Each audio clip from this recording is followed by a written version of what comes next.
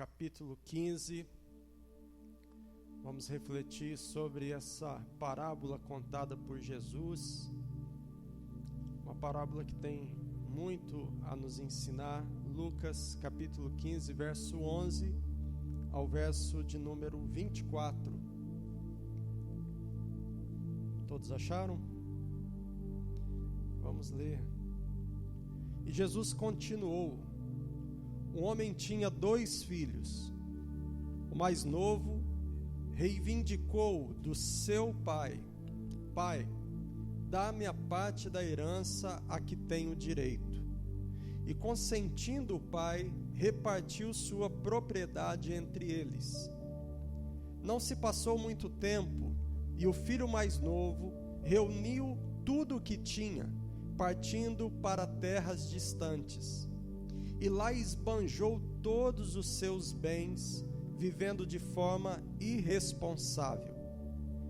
Coincidentemente, após haver gastado tudo que possuía, abateu-se sobre aquela região uma grande fome, e ele começou a passar muita necessidade. Por esse motivo, foi empregar-se com um dos cidadãos daquela região, que o mandou para o campo a fim de cuidar dos porcos. Ali chegou a ter vontade de encher o estômago com as vagens de alfarrobeira com as quais os porcos eram alimentados. No entanto, ninguém lhe dava absolutamente nada. Foi quando, caindo em si, falou consigo mesmo: quantos empregados de meu pai têm comida com fartura e eu aqui morrendo de fome? Levantar-me-ei, tomarei o caminho de volta para meu pai, e ao chegar lhe confessarei: Pai, pequei contra o céu e contra ti.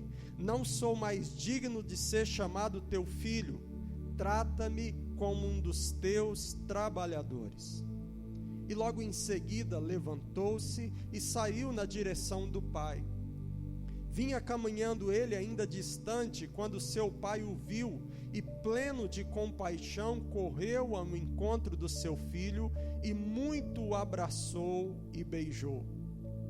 Então o filho lhe declarou: Pai, pequei contra o céu e contra ti, não sou mais digno de ser chamado teu filho.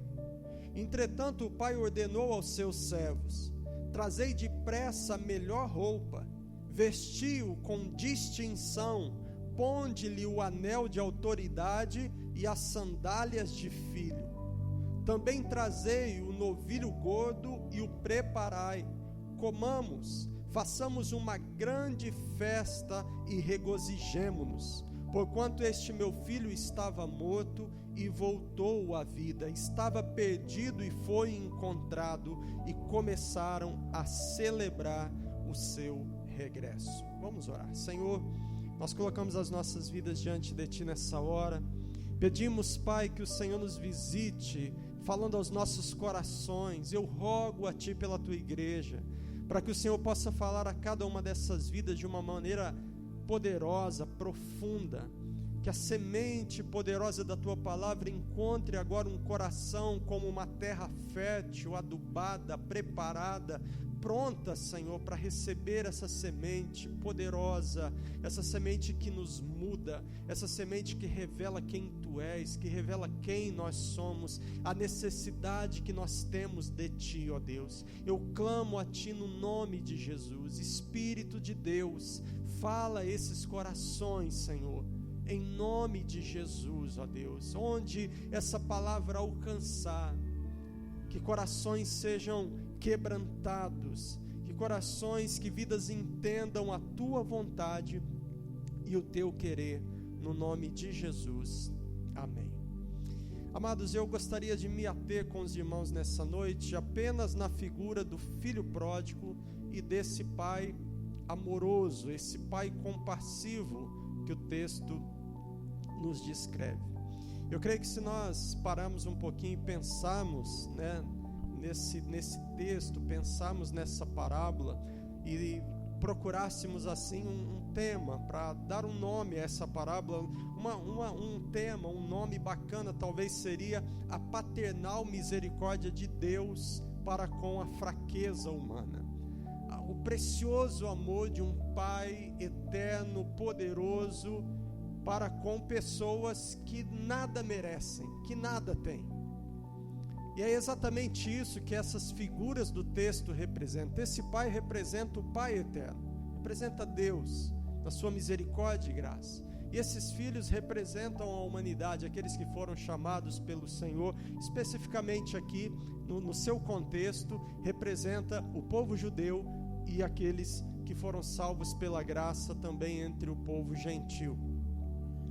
E a parábola, irmãos, anunciada por Jesus nos mostra que o filho mais novo, ele foi até o pai e ele reivindicou o seu direito à herança. Ele queria a sua parte, ele queria aquilo que cabia a ele como herança. Aquele filho, ele vivia na terra que era sua por direito, ele estava vivendo debaixo da proteção desse pai amoroso, abençoador.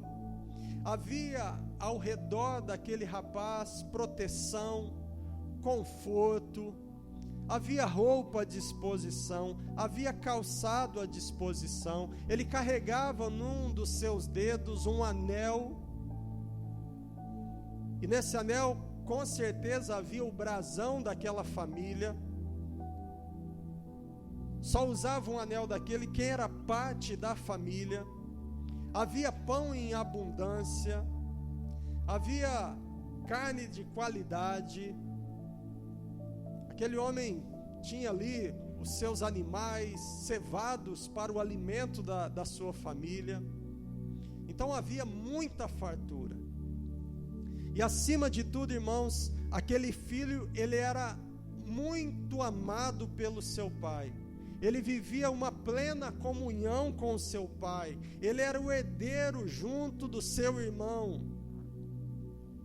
Tudo que aquele pai possuía pertencia a ele. Então ele tinha tudo o que ele precisava. Ele vivia cercado de bênçãos. Mas um belo dia, o coração desse jovem, desse filho, começa a mudar. O coração dele começa a passar por uma transformação, começa a ser tomado por uma insatisfação, e ele começa agora a ser infeliz no meio da fartura da casa do pai.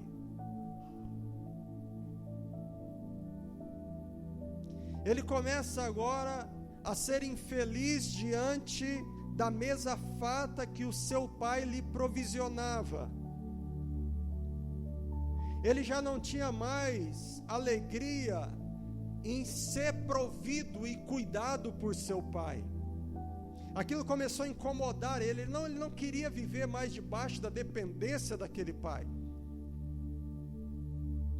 Quando ele olhava para sua mão e observava aquele anel, ele já não tinha o orgulho que ele tinha no passado da sua família, do seu pai. E uma dureza de coração começou a tomar conta da alma, corroer a alma daquele homem, daquele rapaz.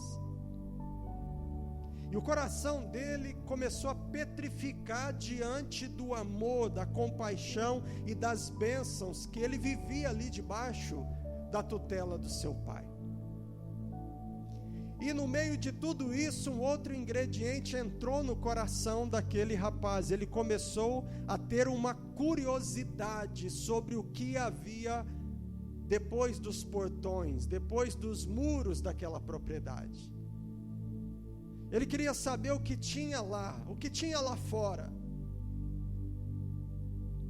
O seu coração foi tomado por esse desejo de conhecer como é que seria viver só. Como é que seria passar a não depender mais dele? Como é que seria eu começar a cuidar do meu próprio nariz? Era isso que começou a tomar o coração daquele moço. E talvez no imaginário daquele rapaz, aquilo que as coisas lá fora eram mais empolgantes, eram mais coloridas, eram mais animadas, pareciam ser mais atraentes. parecia ter mais emoção. Puxa, o que tem lá fora deve ser melhor do que aqui. E todo esse desejo, toda essa mistura de situações tomou o coração e fez brotar o desejo de conhecer o mundo, conhecer o que o mundo tinha para oferecer. E ele agora queria a sua emancipação. Eu não quero mais viver debaixo do seu teto. Eu quero cuidar de mim. Eu quero ter a minha vida. Eu não quero mais depender da tua mesa. Eu não quero mais depender de ser vestido pelo Senhor. Eu quero viver a minha vida. Ele queria viver, experimentar longe do Pai. Viver longe, experimentar a vida longe do Pai. Longe daquele conforto, longe daquela proteção. E ele se sentia como numa prisão agora. E ele chama o seu pai. E ele pede ao seu pai que lhe dê a herança que lhe cabia. Amados, o verso 12 nos diz que o pai consentiu. Veja o que diz aí o verso de número 12. O mais novo reivindicou do seu pai: dá-me a parte da herança que tenho direito. E consentindo o pai, repartiu sua propriedade entre eles. O texto não nos diz que o pai tentou impedi-lo. O texto não nos diz que o pai o trancou no quarto e falou assim: ó, só vou abrir essa porta no dia que você mudar de ideia. Não. Ele não tentou convencer o filho a desistir do seu intento, a desistir da sua ideia. Isso, irmãos, não significa que o pai não o amava, não significa que o pai não sabia. E nós pais, né, a gente sabe, quando a gente fala para o nosso filho: filho, não vai por esse caminho que vai dar errado. E a gente já sabe que vai dar errado. Aquele pai, ele sabia que ia dar errado. E ele não permitiu porque ele não amava. O fato é que aquele pai entregou a herança que cabia e deixou aquele moço ir. Vai, você quer ir? Vai. É isso que você deseja? É isso que você quer? Então vai, pode ir. O verso 13, irmãos, diz que não passou muito tempo. Veja aí, não se passou muito tempo e o filho mais novo reuniu tudo o que tinha, partindo para as terras distantes. Amados, nós temos aqui um símbolo nessa terra distante, nesse país distante. Esse país distante significa um mundo que é atraente, o mundo distante de Deus, as coisas que nos levam para longe de Deus. Então, aparentemente, no imaginário daquele filho, a terra distante era melhor do que viver na casa do pai. Quantas pessoas, em algum momento da vida, não pensam: não vale a pena servir a Deus. É tão maçante isso, é a mesma coisa, poxa. E muitos partem para a terra distante, vão para longe, vão para o mundo. Irmãos, as aventuras que ele teria na terra distante seriam maravilhosas no ponto de vista dele, diante daquela monotonia em que ele vivia, daquela mesmice, de ser cuidado pelo pai, de ser abraçado pelo pai, de desfrutar da herança que o pai conquistou e daria a ele. O que ele queria era comunhão com gente diferente. Ele não queria mais a comunhão com o pai. Ele estava cansado do abraço do pai. Quantos jovens, né, chegam em uma fase da vida e falam: esse pai é muito chato, ele pega no meu pé, não deixa fazer o que eu quero. Quantos servos de Deus em alguns momentos da vida falam: isso aqui não dá para mim não. É muito chato. De vez em quando ele me chama a atenção por meio da palavra, quer que eu mude. Tem gente que pensa assim. Eu sei que aqui não tem ninguém que pensa isso, graças a Deus, mas tem gente que pensa isso. Ele queria comunhão com gente diferente. Ele acreditava, talvez, que ele seria mais amado lá fora, que ele seria melhor acolhido lá fora. E ainda no verso 13, na parte B, nós vemos aí a descrição do que aconteceu ao ele chegar lá naquela tal de terra distante. O texto diz: e lá, naquela terra distante, esbanjou todos os seus bens, vivendo de forma irresponsável. Aquele filho, irmãos, ele se fascinou com o que ele encontrou. As festas que ele encontrou fizeram os olhos dele brilhar. Os amigos que ele fez pareciam descolados, legais. Puxa, como é diferente aqui, na casa do meu pai não é assim, aqui está tão legal, todo mundo é animado, é festa o tempo todo, é risada o tempo todo. E esse moço, ele mergulhou nas aventuras que ele encontrou, ele fez de tudo que dava vontade ele fazia. Ele usou e abusou de tudo que ofereceram para ele. Ele queria tudo, ele queria cada emoção, ele queria cada sensação. Ele tinha ao seu redor amigos, e esses amigos afagavam o seu ego, falavam: você é legal, você é demais, puxa, como você é bom, vamos sentar aqui e vamos beber, vamos sentar aqui e vamos cheirar uma carreira, que legal.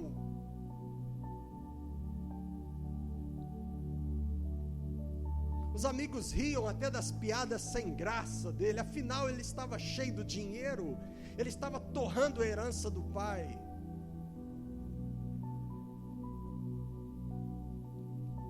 Eles o estimulavam a mais um gole, eles estimulavam a mais uma cheirada, eles o estimulavam a mais um trago, eles o estimulavam a mais uma noite de orgias.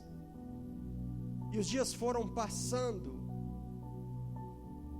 e aquele rapaz, ele não tinha noção, a ideia de que toda aquela amizade estava atrelada ao dinheiro que ele possuía, aos bens que ele estava gastando. Ele não entendia isso. E à medida que o dinheiro diminuía, os amigos também começavam a diminuir. Até o momento, até o dia que ele se vê sozinho, abandonado à própria sorte. Foi aí que os olhos dele começou a abrir. Foi aí que ele percebeu que aquelas supostas amizades eram apenas interesses nos bens que ele possuía, naquilo que ele podia oferecer. Afinal, ele bancava todos. As festas eram por conta dele. Ele estava podendo, ele estava com herança, ele estava gastando, ele não pensou no amanhã. E o verso 14 coloca ainda um ingrediente mais difícil na caminhada desse rapaz. Veja o que diz: coincidentemente, após haver gastado tudo que possuía, abateu-se sobre toda aquela região uma grande fome, e ele começou a passar muita necessidade. A fome veio, a dificuldade veio sobre aquela terra, e os empregos acabaram, e o preço começou a subir no mercado, e ele já não tinha dinheiro. E essa foi a fase amarga da decisão que aquele rapaz tomou ainda lá na casa do pai. Ele gastou tudo e a crise abateu. Duas catástrofes abateram, irmãos. Os recursos se esgotaram e a fome veio sobre todo aquele país distante em que ele foi morar. E agora aquele rapaz estava sem nada, absolutamente nada. Os amigos sumiram. Os prazeres tornaram-se uma chuva de sofrimento agora. Aquilo que era festa se tornou lágrimas. Aquilo que era sorriso se tornou amargo. E a coisa ficou ruim. A barriga ficou vazia, as costelas começaram a aparecer. não havia recursos, não havia dinheiro para uma noite tranquila numa cama, numa pousada como antes. E diante daquele quadro terrível, o verso 15 vai nos dizer o que aconteceu, o resultado. Agora, esse rapaz já está colhendo os frutos das suas escolhas. O verso 15 diz: por esse motivo, foi empregar-se com um dos cidadãos daquela região, que o mandou para o campo a fim de cuidar de porcos. Aquele rapaz que tinha a proteção do pai, aquele rapaz que tinha uma mesa farta na sua casa, ele acaba indo parar num chiqueiro lamacento, fétido. Amados, Satanás, ele é enganador. Aquele aparente mundo colorido que é pintado, aquele aparente mundo maravilhoso, cheio de confetes, não passa de ilusão. É tudo uma ilusão. Ele é cinzento como um deserto sem vida. Lá não tem nada, é tudo aparência. O pecado não compensa. A Bíblia diz que o salário do pecado é morte e destruição. E era isso que aquele rapaz agora estava colhendo. Ele chegou no fundo do poço. Veja o que diz o verso 16. Ali chegou a ter vontade de encher o estômago com as vagens de alfarrobeira com as quais os porcos eram alimentados. No entanto, ninguém lhe dava absolutamente nada. Ele foi no fundo do poço, ele foi na lona. Deus não nos tranca no quarto. Deus não nos coloca na parede e diz: fica aqui. Ele deixa a gente ir, irmãos.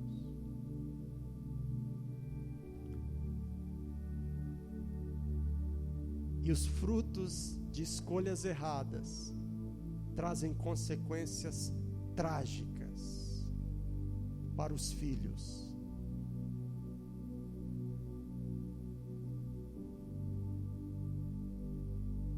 O texto nos diz que a fome era tanta, a escassez era tanta, que ele tinha vontade de comer a comida que era dado aos porcos, mas nem isso lhe era permitido. Nem isso era permitido, e ele chegou no limite. Amados, que não precisemos chegar no limite. Não queira jamais chegar no limite, porque o limite é limite mesmo. É dor, é lágrima, é sofrimento. Nunca queira chegar no limite. E ele chegou no limite. E ele chegou no limite porque ele já não tinha mais força, ele já não tinha mais a quem recorrer. Não tinha coisa pior para fazer do que aquilo que ele encontrou para fazer. E isso levou a ele a cair em si. E ele caiu em si. O verso 17 ao verso 19, vamos ler. Foi quando, caindo em si, falou consigo mesmo: quantos empregados de meu pai têm comida com fartura e eu aqui morrendo de fome? Levantar-me-ei, tomarei o caminho de volta para meu pai, e ao chegar lhe confessarei: Pai, pequei contra o céu e contra ti, não sou mais digno de ser chamado teu filho, trata-me como um dos teus trabalhadores. Foi no momento, irmãos, mais profundo, mais aterrador, que ele caiu, que ele lembrou do pai, que ele se arrependeu e tomou um posicionamento de regresso. Eu voltarei. Ele agiu. Amados, muitas vezes nós estamos sofrendo porque nós não agimos. Estamos sofrendo porque nós não tomamos o caminho de volta. Precisamos tomar o caminho de volta.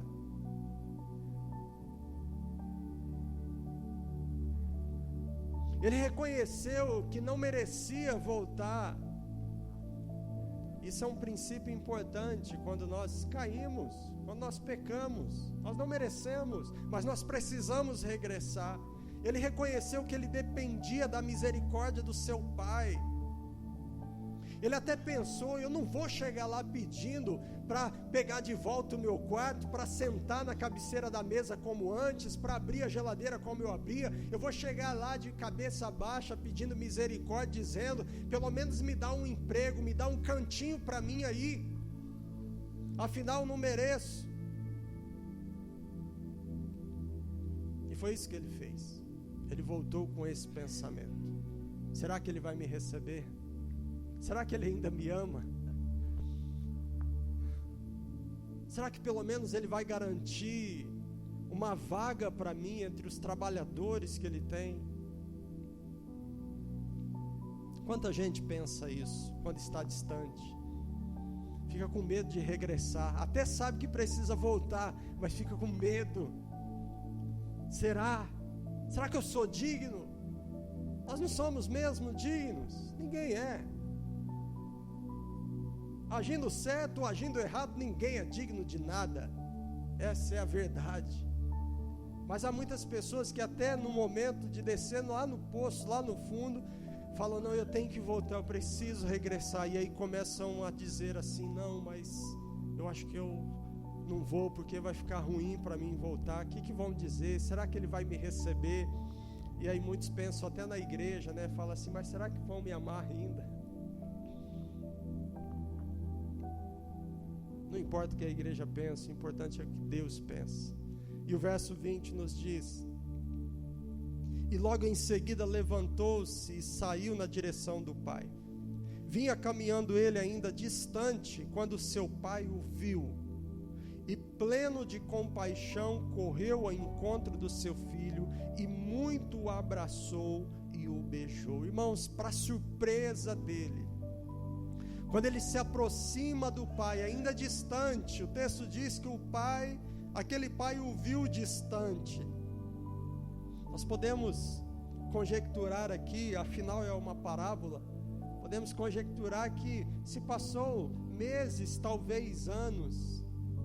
A roupa que ele levou já não era a mesma, e quem sabe até era um trapo. Ele trabalhou com poucos, ele não tinha nem comida, que dirá roupa para trocar. Esse rapaz voltou cabeludo, barbudo, totalmente desfigurado, abaixo do peso. E aquele pai de longe o reconheceu, viu que era ele.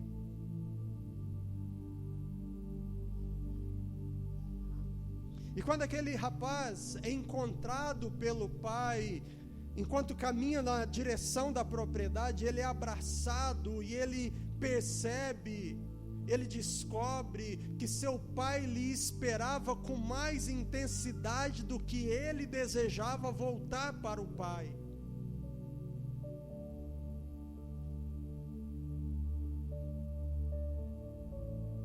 Ele não precisou implorar por um trabalho, ele não precisou pedir um cantinho ali naquela propriedade. Ele foi recebido como filho amado, ele foi recebido na mesma posição em que ele saiu. E o verso 21 ao 24 nos diz: então o filho lhe declarou: pai, pequei contra o céu e contra ti, não sou digno de ser chamado teu filho. Entretanto o pai ordenou aos seus servos: trazei depressa a melhor roupa, vestiu com distinção, ponde-lhe o anel de autoridade e as sandálias de filho. Trazei também um novilho gordo e preparai, comamos, façamos uma grande festa e regozijemo-nos, porquanto este meu filho estava morto e voltou à vida, estava perdido e foi encontrado. E começaram a celebrar o seu regresso. Aquele filho reconhece os seus erros, aquele filho se percebe indigno daquele pai amoroso, e a reação daquele pai não foi repreendê-lo, não foi desprezá-lo, não foi jogar na cara dele: olha, você me fez vender uma parte da nossa propriedade e torrou tudo, olha o seu estado miserável. você saiu daqui bonito, e olha como você voltou. Não foi isso que esse pai fez. Ele mandou, olha, traga a roupa para ele, coloque o anel no dedo dele, coloque as sandálias de filho nos pés dele, vamos fazer uma grande festa.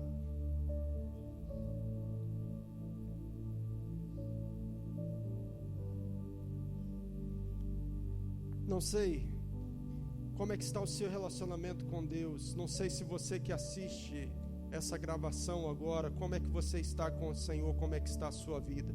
Talvez você está lá, perto do último degrau. É tempo de voltar. É tempo de regressar.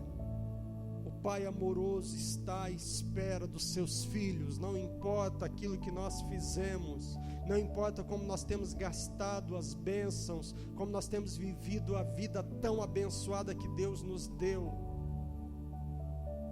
Precisamos voltar. E como nós podemos aplicar nessa noite essas verdades da nossa vida? Em primeiro lugar, não há melhor lugar para estar do que na presença desse Pai Celestial. Segundo, o mundo não é o que parece. O colorido que o mundo apresenta não passa de ilusão distorcida. Terceiro, amigos de verdade não nos induzem aos maus caminhos. Amigos de verdade olham para nós e dizem: esse caminho que você está tomando não é bom. E nós precisamos aprender a escolher as nossas amizades, a trazer as pessoas certas para dentro da nossa vida. Quarto, os frutos das nossas decisões erradas serão em algum momento certamente colhidos. De Deus não se zomba, tudo que o ser humano semear, certamente colherá. Quinto, apesar das nossas falhas, apesar dos nossos pecados, nós podemos regressar à casa do Pai, porque Ele nos ama. Sexto, independente como temos gastado as bênçãos, independente de quão degradados, sujos, lamacentos nós estamos, nós seremos por Ele acolhidos e abraçados de novo, porque Ele é um Pai amoroso. Sétimo, embora merecíamos ser tratados como simples trabalhadores ou nem ser recebidos, Ele nos veste com roupas novas, Ele coloca o anel no nosso dedo e Ele se alegra em nos ver de volta. Esse é o nosso Pai. Esse é o seu Pai Celestial. Eu não sei qual experiência você teve com o teu pai. Muitas pessoas tiveram experiências traumáticas com o pai, sabia? Muita gente, traumáticas. E muita gente, quando pensa em Deus como Pai, lembra do Pai dessa terra. E eu quero que você entenda que o seu pai talvez falhou com você, mas esse Pai Celestial, esse Pai que o texto descreve, não é como os homens, não é falho como os homens. Ele é um Pai misericordioso, compassivo, que entende você, que ama você e quer você perto dele, é dentro de casa. Ele quer cuidar de você. Então deixe ser cuidado por Ele, descanse nos braços dEle, se deixe nos braços desse Pai amoroso, em nome de Jesus. Eu quero convidar você nesse momento a fechar os seus olhos, vamos orar. Ó Deus de graça, Deus de amor, Pai amoroso, compassivo, nós louvamos a Ti pela graça misericordiosa do Senhor que nos alcançou. Nós louvamos a Ti porque apesar das nossas fraquezas, das nossas falhas, das nossas quedas, e até das nossas partidas para lugares distantes, fazendo coisas que não agradam ao Senhor. Apesar de tudo isso, o Senhor sempre está esperando que regressemos, que voltemos.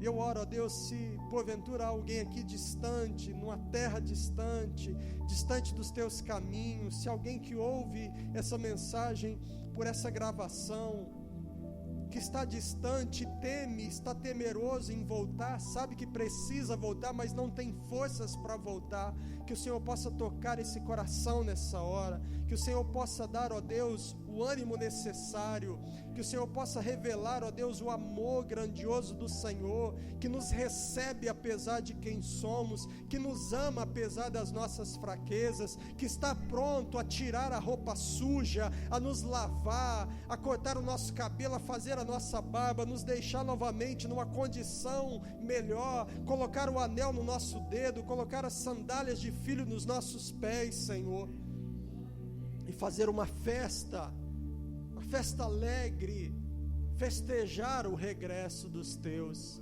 Ó Deus, dá forças ao teu povo, que nos lembremos desse Pai celeste que é o Senhor, esse Pai amoroso que é o Senhor.